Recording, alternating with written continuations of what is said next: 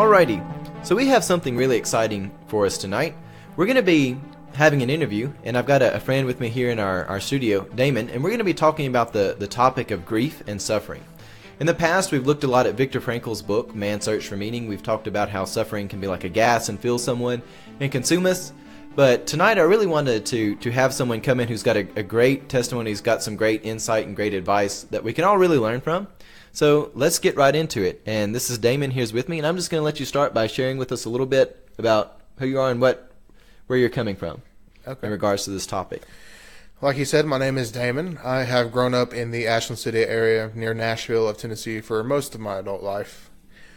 So when he's talking about the knowledge of the grief and suffering, I have I wouldn't say a vast amount of knowledge, but I do know parts of the grief and suffering process itself. At 18, a week before my high school graduation, my dad committed suicide. And we had to kind of postpone our high school graduation euphoria for his burial, which was the day after graduation. And then a few years later, when I was 24, May of 2015, my back went out and I had to undergo emergency back surgery. And for a brief period of time was severely weakened from the waist down to where I had to learn how to basically walk again, and was kind of had to treat it like pretty much like a child. I had to crawl, and then from that I had to learn how to walk, assisted with a walker, and then slowly learning how to get my legs and body moving the way they did. So I wouldn't say I've had the easiest life. That's just the two major things that I can think of right now that have caused some grief and some suffering. But it's not been a horrible life, but it has had its unique set of challenges. Well, those are both very significant things. Mm-hmm. Those are both things which have crippled people for life. And when I say crippled people for life, I don't just mean physically, but cause people to really never function in society again. Especially, that's a really young age. That's right around the age of 18. That's how old Anthony over there is. But to have something that devastating at what is normally a peak of people's lives. High school graduation is sort of that going into adulthood. We've finished this era. Everything's coming together. And that was a huge, huge event. And I know you had mentioned to me in the past this idea that grief, and when your dad had passed, a lot of people really wanted to point blame and do a lot of stuff like that. But you were saying grief was not just about involving yourself in the suffering. But there was something about grief where you remembered the good times. And grief was not always just about the negative history, but also there was something to grief where, well, I'll just let you share with it a little bit. And that's kind of what I mentioned to you earlier in the past about that, was during the funeral and even the months afterwards the funeral, there was a lot of finger pointing. There was a lot of victim blaming, in a sense. People wanted to try to point out why he did it, what caused it, who inhibited it, who kind of pushed him to that edge. And it was a lot of negativity. It was a lot of, he did it because of you. No, he did it because of this. No, he did it because of that. And what I realized later in life, after watching just looking at old pictures, watching old videos, and just remembering is that grief, a lot of people want to make grief a one spectrum thing, just sadness. And grief is so much more than sadness. Grief, you want to think about, you're grieving, you're thinking of just, oh, they're gone, you're thinking, oh, something's happened. But you also think of the better times, the times when the person was around, the times when you didn't have your certain affliction, and you think about the happiness that coincides with that grief. It's a very yin-yang kind of thing. You have the grief, but then you have the good parts that can both pull you out of, and then not only that, can intensify the grief as well. And it became a point to where it was one of the things that helped me kind of let go of my grief, was realizing that his life was not comprised of that one moment. There were plenty of moments, both good and bad, throughout his life, and that a person's life or event should not be classified by one thing such as grief. And even grief itself should not be classified under one spectrum. it can be a varying spectrum. It can be it's like a piece of a puzzle that paints the bigger picture of what his suicide was. His suicide was tragic, but that doesn't mean that his life had to be tragic because of the suicide. It just meant that life got a little much for this person, and they decided that was the way but that wasn't him throughout his life. He was a good person. He was a bad person. He was a person, not classified by grief. I think that's really one of the most powerful things I think I've heard someone. And as a pastor, I've dealt with a lot of people who are grieving. And I have yet to see many people who can make that realization that you have just made. And it's something which, when you first told it to me, it took me back for a second. I thought, this is an attitude that is so rare and so unique. This is something which is powerful enough. We need to share this thought with others, that grief is not just about sadness. That grief should not just be defined by a single moment. Because I think that, as people, our minds like to focus on one moment. Because we can sort of concentrate, well, if somebody's no longer with us, we can concentrate around the moment of that passing. And if there's such a great tragedy as what you had mentioned there, it can overwhelm us and it can cloud our minds and disable us from really being able to see the bigger picture. And that's just a fascinating thing. People really need to take a few moments and chew on that idea that grief is not just about a monolithic slab of one moment that covers everything, but it's something where you remember the dynamic life that somebody had. That's our world is so moved away from critical thinking. We've talked about this a lot in our program, but that really is taking the idea of critical thinking to grief and saying, I'm going to be bigger than this moment and remember everything about them. And that was something outside of just your normal, that was another person involved. But then later in life, you had something again, which a lot of people will use that as an excuse to really write off the rest of their own life, having such a tragic physical illness come upon you at a young age. So tell me a little bit about that and your attitude that you had with that situation, because when you were talking about your attitude in the hospital and when you found out that you had the problem, your attitude was, again, it was different than almost anyone I've ever seen in that situation. So in the beginning, after my back surgery, I had an emergency laminectomy on 3 discs in my back. Basically, my nerves were pinched between the bits of bone, the lamina in the spine, and my discs had pinched my spinal cord together and had caused almost paralysis on my lower half. So the doctor performed the lamina, removed the lamina. My spine is still stable. My nerves have all this room, and as you can tell, my legs, they work. You can't see them, but they can work. I can wiggle my toes. I can walk around. I can even jog. Everything works as it should. I still suffer from a case of back pain, but that's only if I've exerted myself standing for longer than I probably should, and etc. I can walk just fine, jog just fine. I really don't experience any pain, etc. But it was the couple days after I'd gotten out of the ICU that I was actually in the rehab floor trying to learn how to do everything again. By that point in time, I'd learned, I'd regained almost everything except for the strength to actually walk and, wiggle my toes and ankles.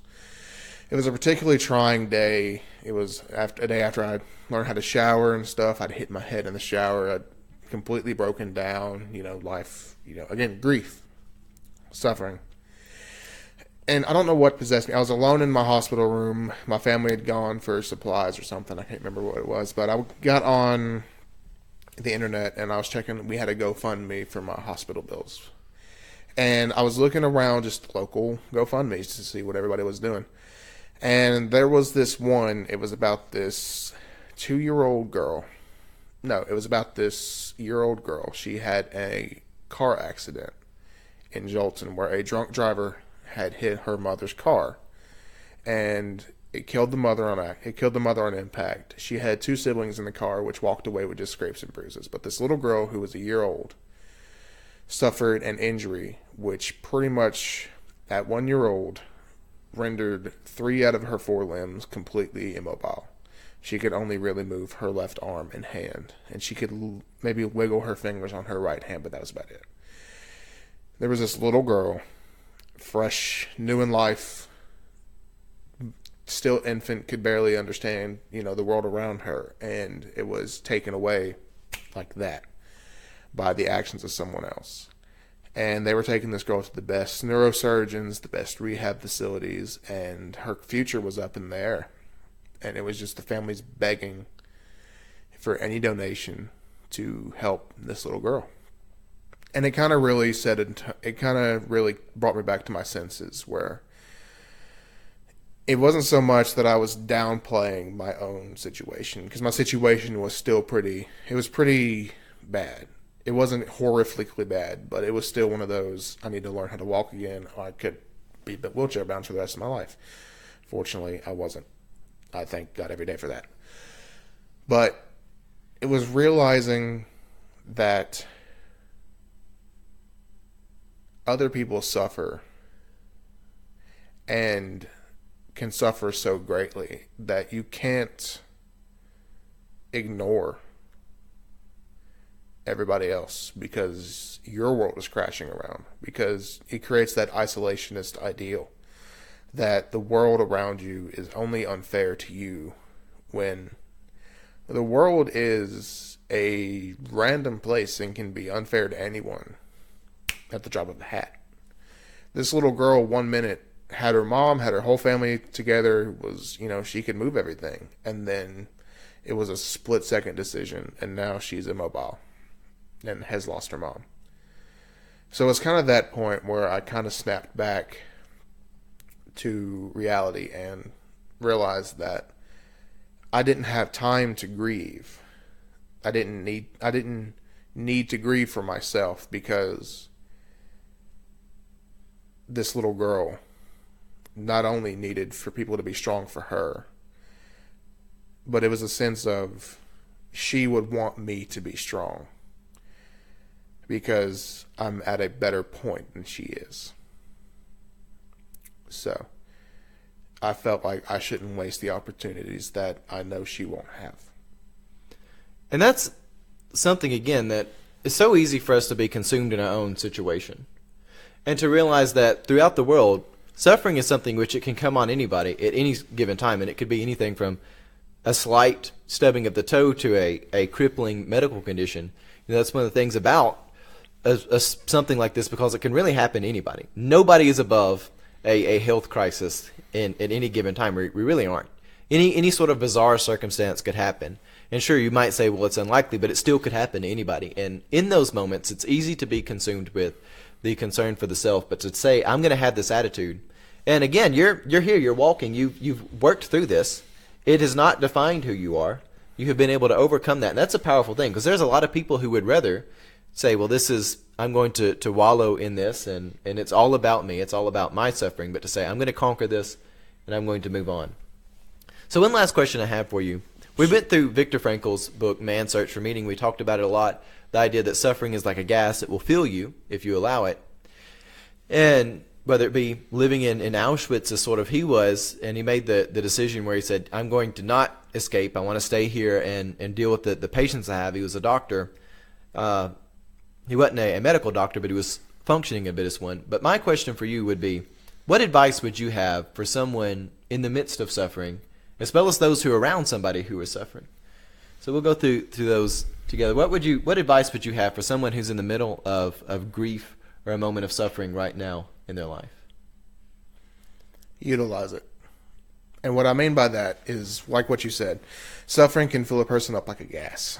And that can be all that they are composed of, is just, I'm suffering, I'm suffering, I'm suffering. But one of the things that I used, not only in my dad's suicide, not only in my back surgery, but even nowadays when something bad happens, I believe, and this is just a personal philosophy, but there is a point to suffering that maybe we don't understand. We might never understand. Only until after we die will we understand what it is. And to me, there's only two ways you can really deal with suffering. You can either let it fill you, let it consume you, and that's all you focus on. Or you can utilize your suffering in a way that gets you out of that suffering. You turn that gas into a fuel source. And an example of that would be when I started to learn how to walk again. It was really hard for my legs because I'd lost a lot of muscle mass. It was really hard for my legs to pick up my body and move it. and it was painful. It wasn't painful in the sense of my nerves were hurt, my back was bothering me. It was a sense of, it was literally like trying to run a 5K after doing 100 squats, after having to walk across hot coals. That was just my muscles. Like, I haven't done this in 2 months. Stop. You have to realize that suffering doesn't have to be meaningless. It can mean something. And what you do with that suffering ultimately defines where you'll go. If you want to let it consume you, you will go nowhere. And that's it. But if you take the suffering and you work it to your advantage. For me, my legs were bothering me. My legs were weak. The suffering was, I couldn't really move. So I took that suffering and continued working my legs to where they would not suffer as much when working them. It was just like a workout.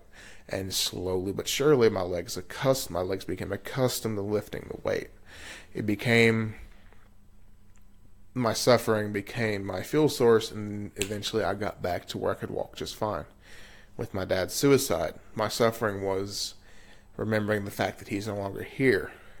But then it became, yes, he's no longer here, but remember the good times you had with him.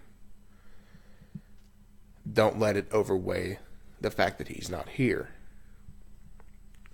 And that's what I really think people need to understand. You might suffer, but make it mean something.